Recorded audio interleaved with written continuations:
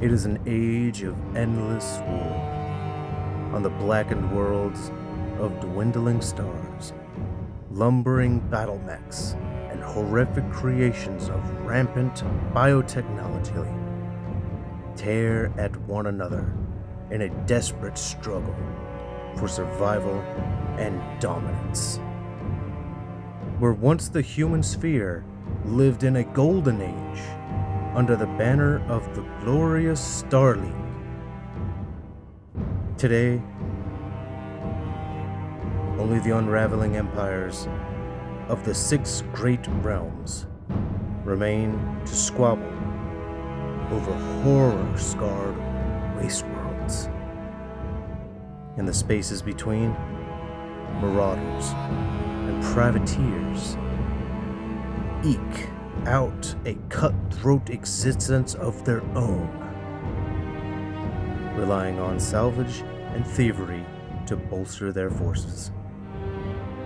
It is a universe where right and wrong have lost all value, where victory belongs only to the strongest, and where the end of civilization is always just a heartbeat away.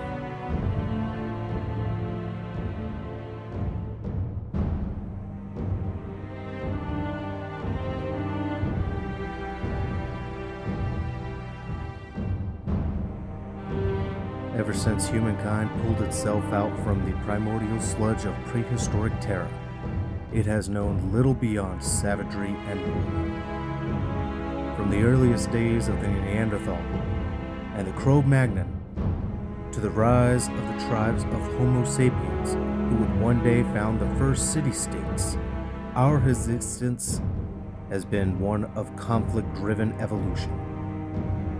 To survive and thrive, we needed to be not just stronger and faster, but smarter and more inventive. More than any other apex predator, humanity honed its lethality in battle, not only against nature and its myriad creations, but against its own kind. As we overcame the immediate impulses of instinct, we learned to think ahead of our next fights, our next conquests, and soon, the creation of ever more effective tools for bloodshed became natural to us as breathing. From the earliest spears to the latest in anti-mech lasers, we have become masters of weaponry. After millennia of creating fumbling civilizations that rose and fell in war after war over Terra's global resources, we unlocked the miracle of fusion power, only to immediately turn its potential toward a glorious new age of fighting for the stars and worlds beyond. For humanity, our history shall always be written in blood.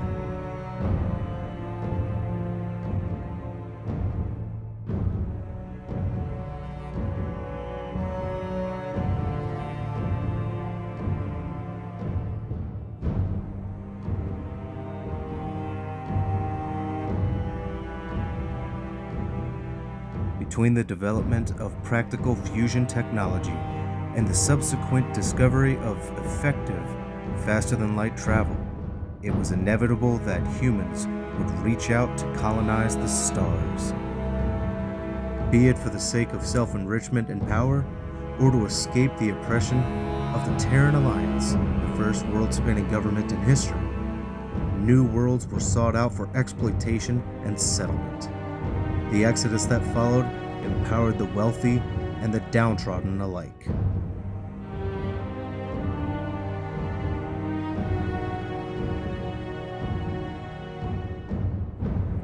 At first, the migrations represented the Alliance at its apex, an interstellar unity across the human sphere, but the Terran government would not long survive its own success. Grown corrupt and greedy, Terra enacted policies and taxes that quickly wore on the distant systems. When the inevitable rebellions began, Terra's might proved an illusion. embittered by what it saw as ungrateful insolence. The Alliance quickly turned its back on the colonies, abandoning even loyal systems whose very survival depended on Terran support.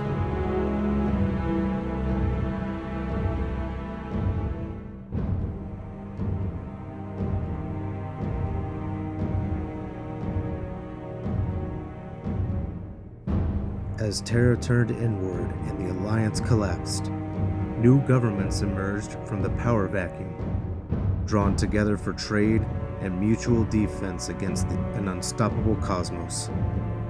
The strongest and most resourceful colony systems, some as far as 400 light-years from Terra, forged the basis of new interstellar states, the seeds of empires yet to come.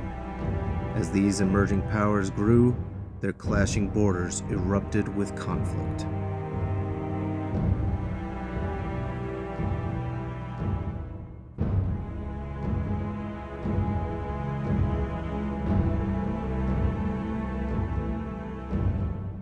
For centuries, continuous strife plagued humanity from the heart of Terra itself to the frontiers of its most distant progeny. It was in this crucible that the great realms of the Cameron, Davion, Kurita, Liao, Salaj, and Steiner dynasties were founded. Their territories, barely hemmed in between each other, and the minor periphery states that encircled them, clashed again and again. Fleets of powerful warships delivered fighters and troops by the tens of thousands to worlds on every front, and many fell prey to nuclear and chemical weapons deployed on planetary scales.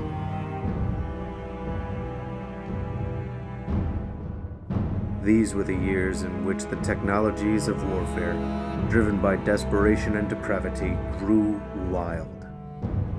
In the Free Worlds League, where House Salaj held sway, the first abominations were born through the newly discovered genome splicing technology of grafting, producing great fighting monsters of flesh and metal.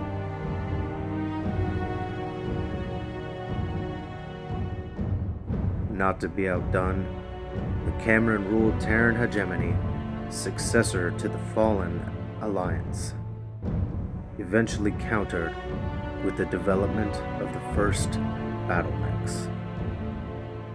As the wars raged on, countless worlds fell into darkness and chaos, blackened by ash and pounded into blood-soaked mud by giants of flesh and bone, or titans of metal and myomer.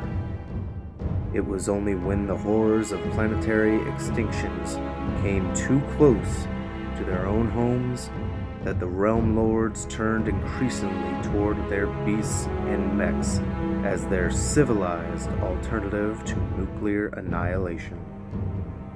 Ironically, it would be the lords of the Free Worlds League and Terran hegemony who led the human sphere out of this chaotic darkness.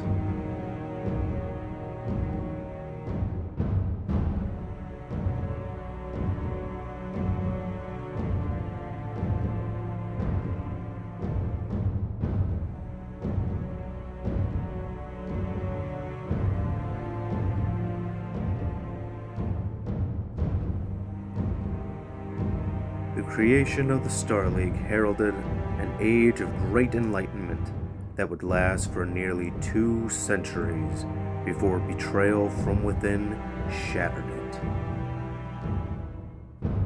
A grand experiment conceived by the war-weary leaders of the Free Worlds League and the Terran hegemony, the Star League eventually united all 6 great realms and the lesser periphery states beyond them beneath a single banner. For the first time in centuries, all of mankind was at peace.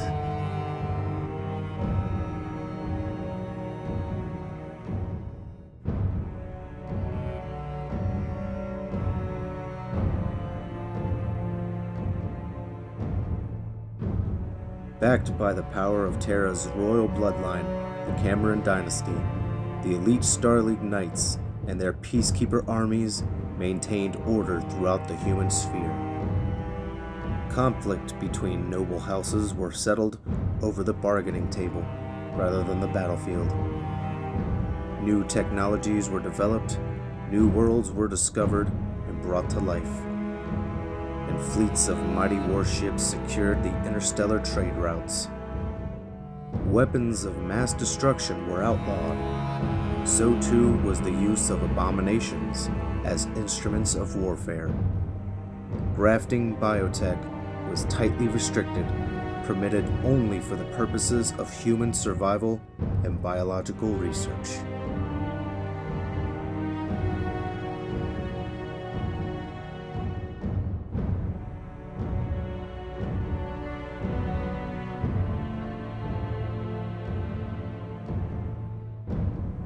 But no amount of justice can truly tame the passions of the human heart, nor can any miracle of science truly sate the human lust for ever greater wealth and power.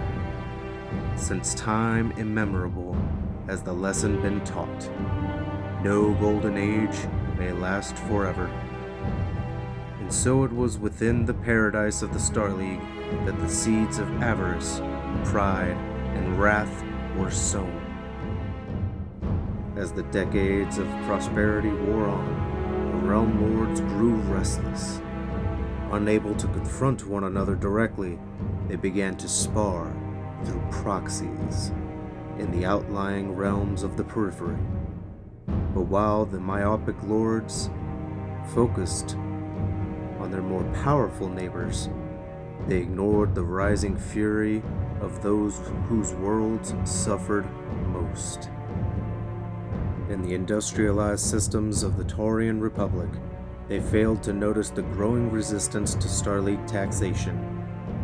Amid the luxurious vacation havens of the Canopan Magistry, they missed the sheer scale of criminal intrigue. The ominous silence among the hardscrabble systems of the Outworlds fazed none among the Realm Lords, and not one of them paid any heed to the placid expanse that was the Rimworld's Confederacy, whose sheer size, industry, and influence nearly rivaled that of any great realm.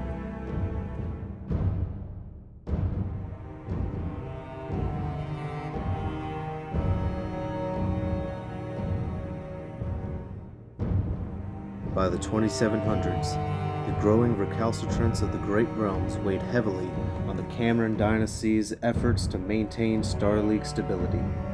But while the lords of the Terran hegemony sought to head off the cries through diplomatic means, tragedy struck with the death of First Lord Simon Cameron in 2751. Although no clear signs of sabotage were ever found, many believe the industrial accident which claimed his life was anything but accidental. In the meantime, the mantle of Star League leadership fell to Simon's 8-year-old heir, Richard II, and Peacekeeper General Alexander Kerensky was appointed to serve as his protector and regent.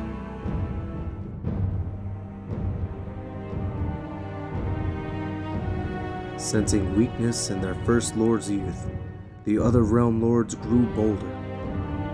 Their clandestine attacks against each other intensified, while their votes in the Star League Council increased economic hardship in the periphery. Worse still was the discovery of a terrifying new generation of abominations, unleashed on unsuspecting worlds across the sphere.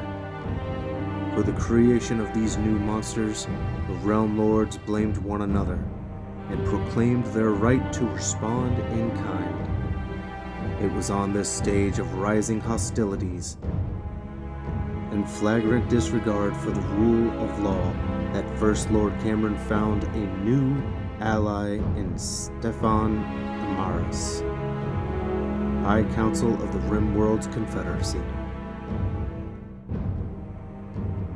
Under Star League rule, the Rimworlds professed ironclad loyalty to the Terran hegemony and its Cameron dynasty. From the earliest days, their confederacy's ruling house of Amaris swore fealty to the Camerons with an earnestness that put the other realm lords to shame. Few, therefore, knew that beneath this veneer of patriotism seethed a burning hatred for Terra and the other great realms. In secret, the Amarises marshaled their forces and forged hidden alliances while raising whole armies of battle mechs, legions of monsters, and fleets of warships far beyond the boundaries of the human sphere. And now, as the young Richard Cameron grew into maturity, it did so under the increasing influence of his false friend, Stefan Amaris. By 2765, nearly 2 centuries of pretense and placid tolerance was ready to end for every wrong, real and imagined, the arrogant realm lords had visited on the periphery states.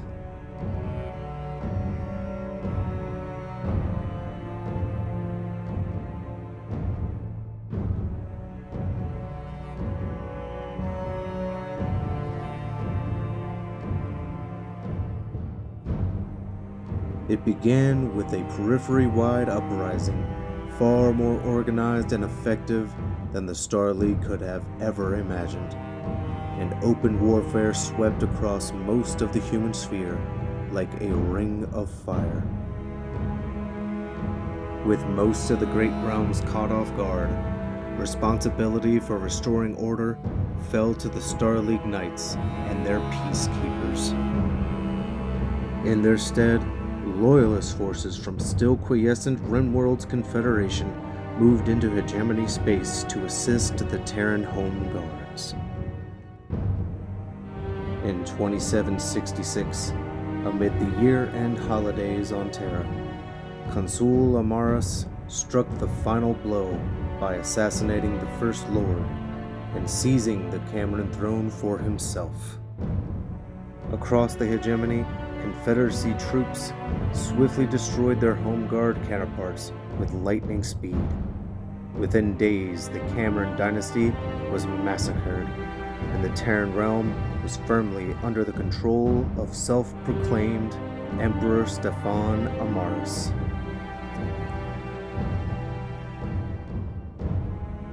Stunned, the other realm lords did little to oppose the usurper, as he ordered Kerensky and his forces to stand down and swear allegiance to him. Instead, the Peacekeeper General turned his knights and armies against the Confederacy, smashing the traitor's home realm without mercy. As the Star League fell into civil war between Amaris and Kerensky, the great realms remained bystanders to the carnage, neither helping nor hindering either side. Horrors not seen since the Age of War were unleashed anew, as the fighting raged on for nearly 15 years. By the time the conflict was over, hundreds of worlds across the human sphere lay in ruin, and an exhausted but victorious Kerensky stood over the smoldering corpses of the Amaris dynasty.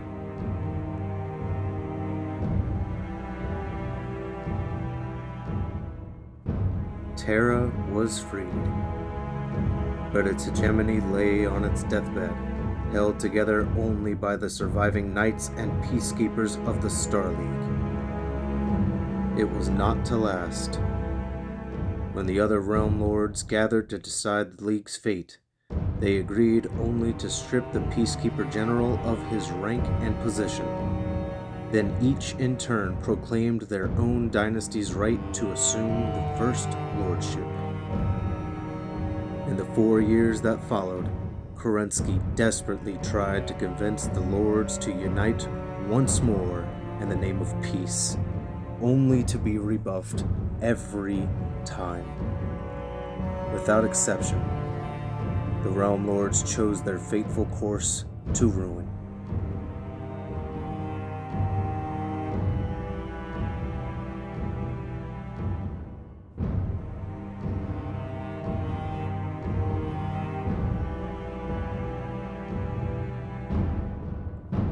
Broken-hearted, Alexander Kerensky returned to the ravaged worlds of the Terran hegemony for what would be his last time.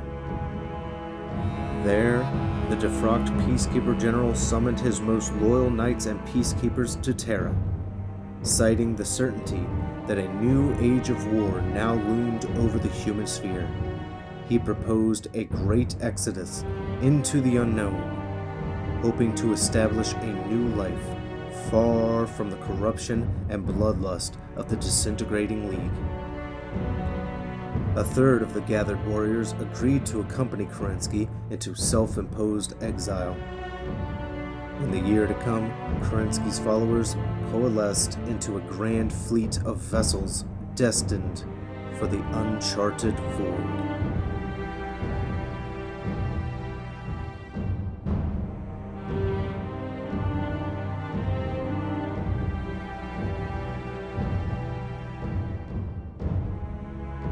But many knights refused to abandon their homelands, swearing instead to protect those who had suffered the worst of the usurper's madness.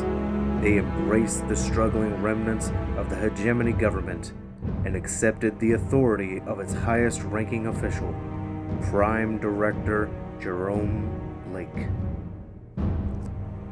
As Kerensky and his followers fled the human sphere, Blake and his Minister of Communications, Konrad Toyama, reorganized the broken Terran hegemony into a new realm, the United Assembly of Stars, later to become the Unistar Ascendancy.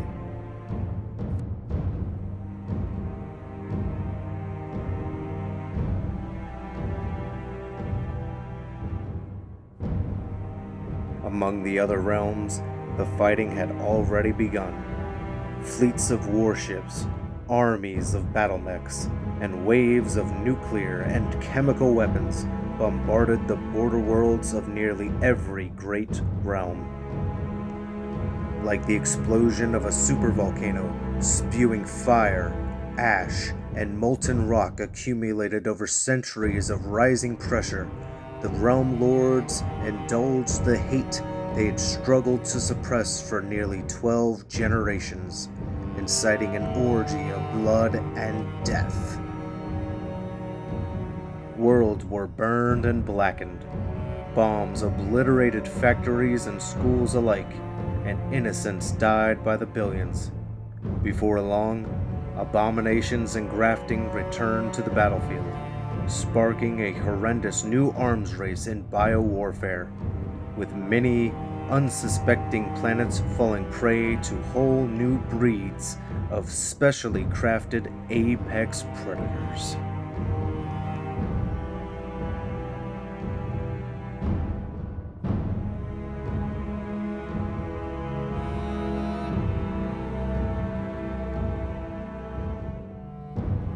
Nearly 250 years have passed since the Star League fell, and the endless war continues.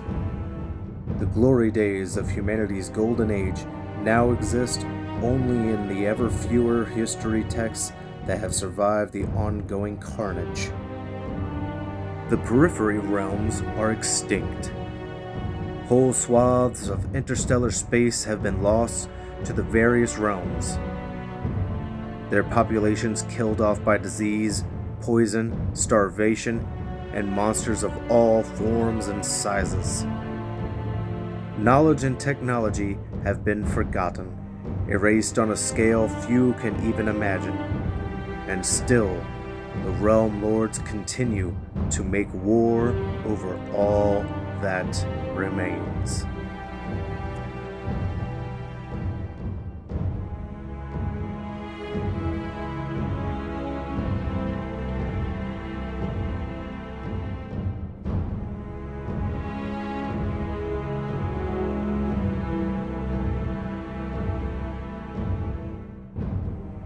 At the rate things are going, fewer and fewer people believe there will ever be anything beyond the endless war, that any of the realm lords will ever muster the compassion and strength to finally win a lasting peace.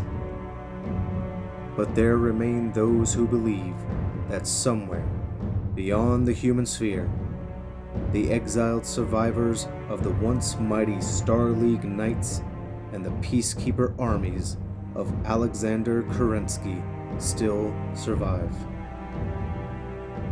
For these true believers, the memory of humanity's last peacekeeper general is the brightest beacon of hope in a universe now plunged into shadow.